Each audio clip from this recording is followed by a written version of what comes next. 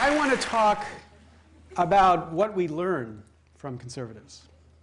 And I'm at a stage in life where I'm yearning for my old days, so I want to confess to you that when I was a kid, indeed I was a conservative. I was a young Republican, a teenage Republican, a leader in the teenage Republicans. Indeed, I was the youngest member of any delegation in the 1980 convention that elected Ronald Reagan to be the Republican nominee for president. Now, I know what you're thinking. You're thinking, that's not what the internets say. You're thinking, Wikipedia doesn't say this fact. And indeed, this is just one of the examples of the junk that flows across the tubes in these internets here. Wikipedia reports that this guy, this former congressman from Erie, Pennsylvania, was at the age of 20 one of the youngest people at the Republican National Convention. But it's just not true. Indeed, it drives me so nuts. Let me just change this little fact.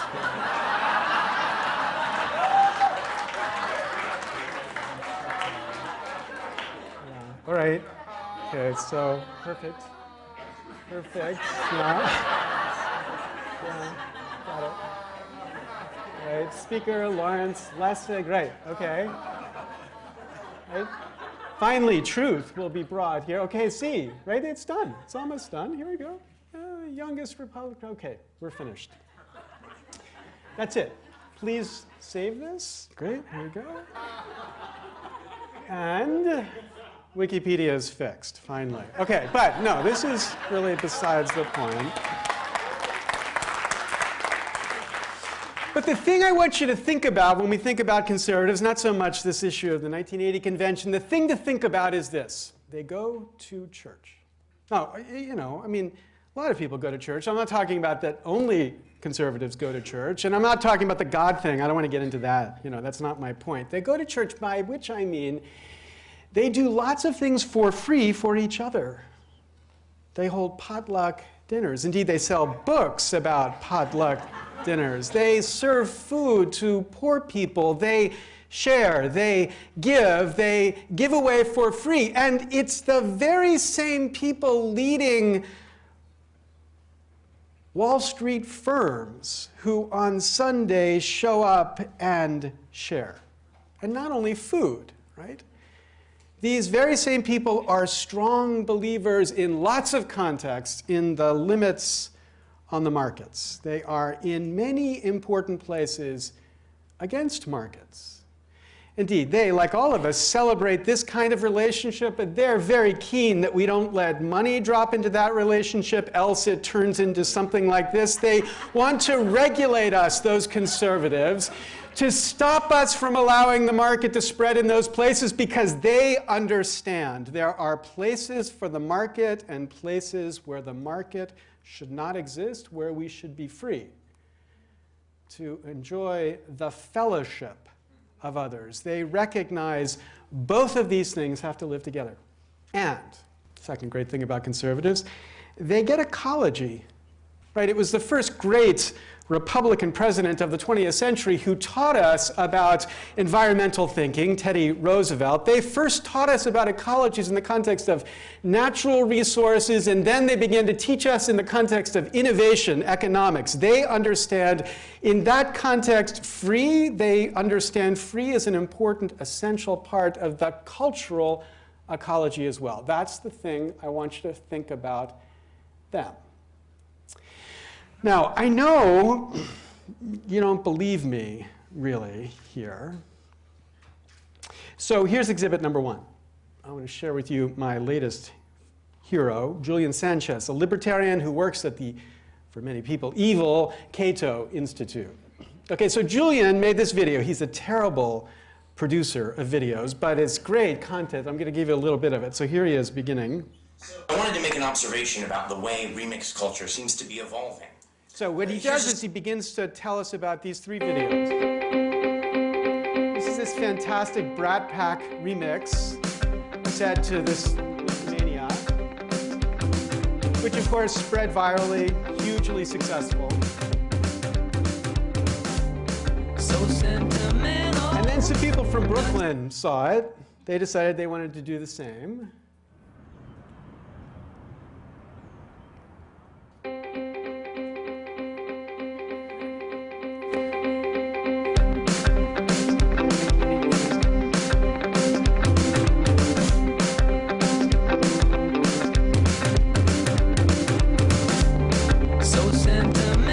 Of course, people from San Francisco saw it, and San Francisco's thought they had to do the same as well.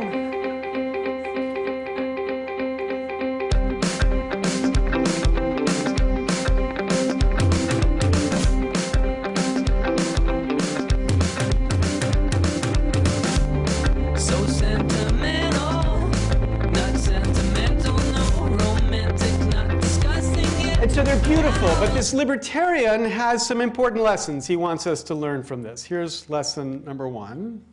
There's obviously also something really deeply great about this.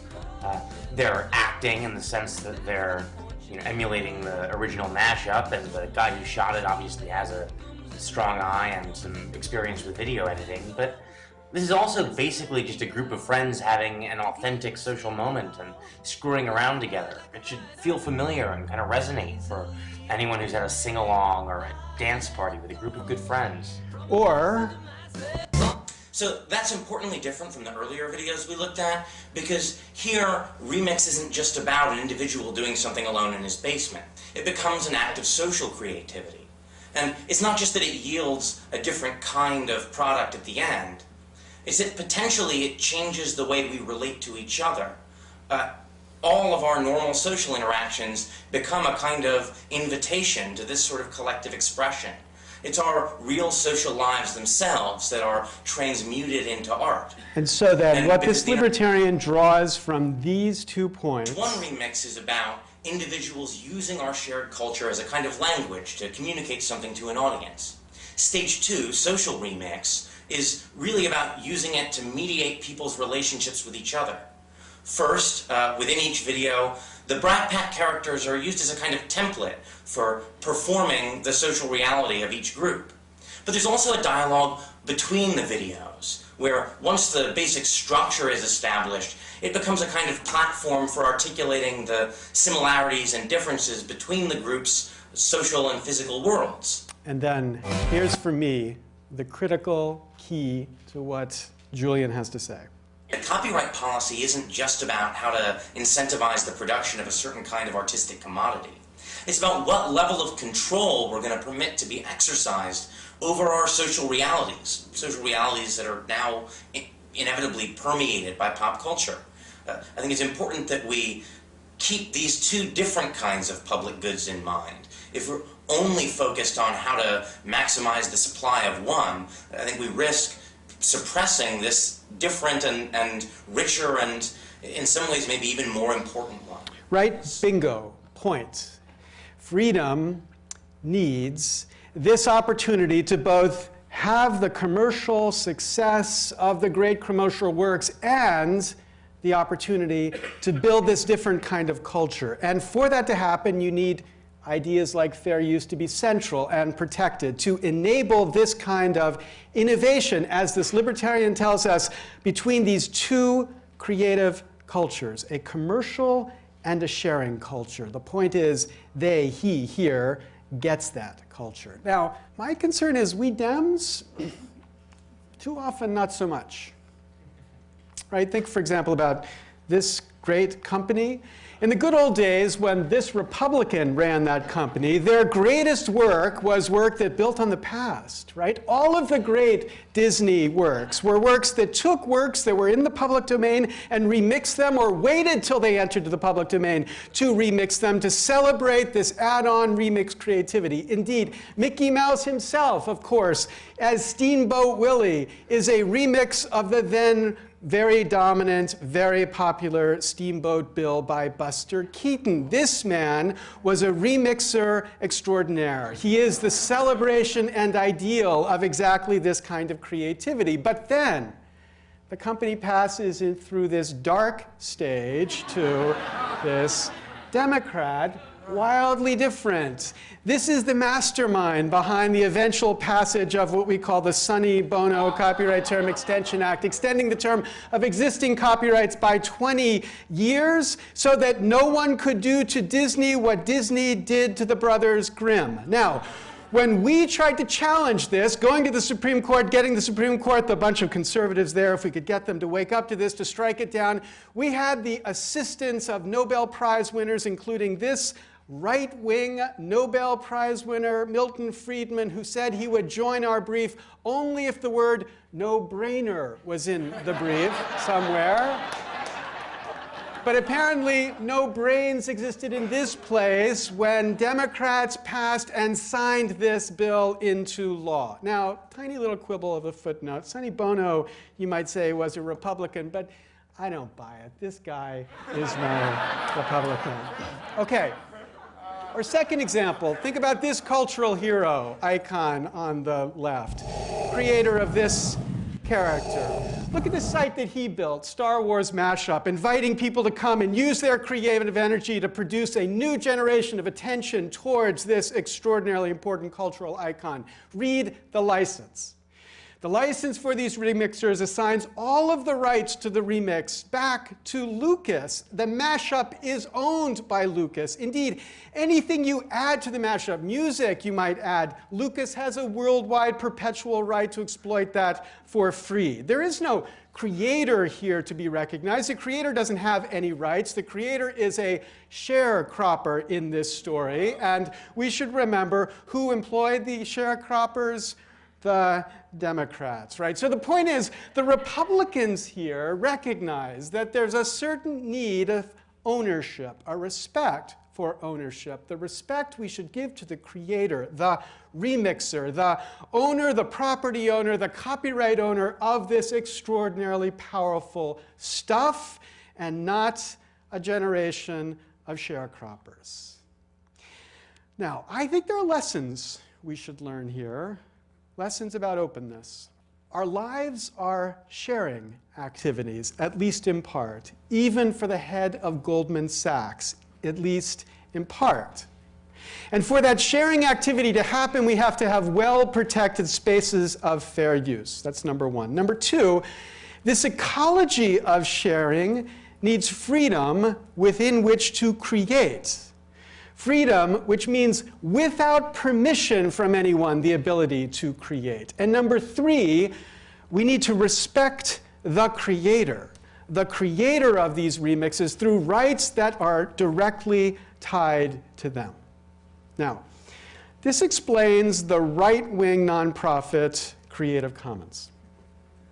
Actually, it's not a right-wing nonprofit, but of course, let me just tie it here. The Creative Commons, which is offering authors this simple way to mark their content with the freedoms they intended to carry.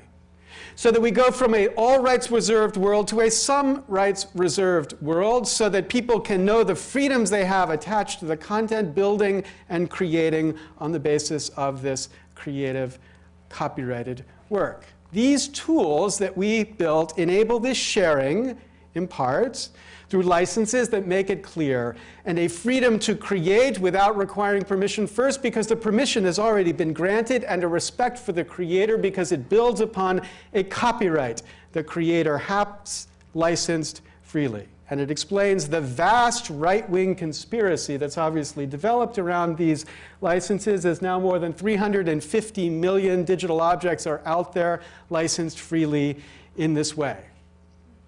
Now, that picture of an ecology of creativity, the picture of an ecology of balanced creativity, is that the ecology of creativity we have right now? Well, as you all know, not many of us believe we do. I tripped on the reality of this ecology of creativity just last week. I created a video which was based on a Wireside chat that I had given, and I uploaded it to YouTube. I then got this email from YouTube weirdly notifying me that there was content in that owned by the mysterious WMG that matched their content ID. So I didn't think much about it. And then on Twitter, somebody said to me, your talk on YouTube was DMCA'd. Was that your purpose? Imagining that I had this deep conspiracy to reveal the obvious flaws in the DMCA. Answer, no, I didn't even think about it. But then I went to the site, and all of the audio in my site had been silenced. My whole 45-minute video had been silenced because there were snippets in that video, a video about fair use that included Warner Music Group music. Now, interestingly, they still sold ads for that music. If you played the silent video, you could still buy the music, but you couldn't hear anything because it had been silenced. So I did what the current regime says I must do to be free to use YouTube to talk about fair use. I went to this site and I had to answer these questions. And then in an extraordinarily Bart Simpson-like juvenile way, you've actually got to type out these words and get them right to reassert your freedom to speak. And I felt like I was in 3rd grade again. I will not put tax on the teacher's chair. I will not put tax on the teacher's chair. This is absurd. It is outrageous. It is an extraordinary perversion of the system of freedom we should be encouraging. And the question I ask you is, who's fighting it? Well, interestingly, in the last presidential election, who was the #1 active opponent of this system of regulation in online speech? John McCain. Letter after letter attacking YouTube's refusal to be more respectful of fair use with their extraordinary notice and takedown system that led his campaign so many times to be thrown off the internet. Now, that was the story of me then, my good old days of right-wing lunacy. Let me come back to now. Now when I'm a lib, a leftist, I'm certainly left-handed, so at least a lefty, and I wonder, can we on the left expect to build this ecology of freedom now? In a world where we know the extraordinary powerful influences against it, where even icons of the left like this entertain and push bills that would effectively ban the requirement of open access for government-funded research. The president, who has supported a process that secretly negotiates agreements which effectively lock us into the insane system of DMCA that we have adopted and likely lock us down a path of 3 strikes and you're out, that of course the rest of the world are increasingly adopting. Not a single example of reform has been produced yet, and we're not going to see this change in this system anytime soon. So here's the lessons of openness that I think we need to learn. Openness is a commitment to a certain set of values. We need to speak of those values. The value of freedom. It's a value of community. It's a value of the limits in regulation. It's a value respecting the creator. Now, if we can learn those values from at least some influences on the right, if we can take them and incorporate them, maybe we could do a little trade. We learn those values on the left, and maybe they'll do healthcare or global warming legislation or something on the right. Anyway, please join me in teaching these values. Thank you very much.